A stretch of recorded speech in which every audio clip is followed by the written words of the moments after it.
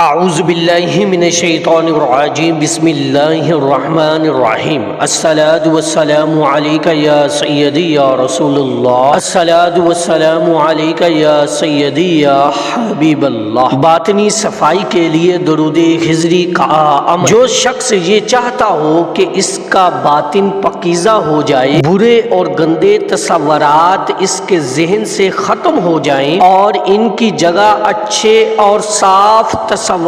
کا ماحول ذہن میں بن جائے، تو وہ ہر روز کسی بھی فرض نماز کے بعد 313 بار درود خضری پڑھنے پر ہمیشگی اختیار کرے اور اس عمل کو جاری رکھے۔ انشاءاللہ عز و جل رفتہ رفتہ اس کے ذہن میں پاکیزگی پیدا ہو جائے گی، باطن کی بھی خوب اچھی طرح صفائی ہو جائے گی، شیطانی وسوسے اسے تنگ نہیں کریں گے،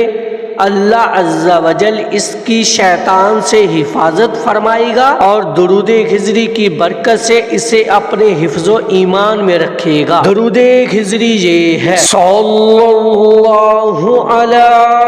حبیبہ محمد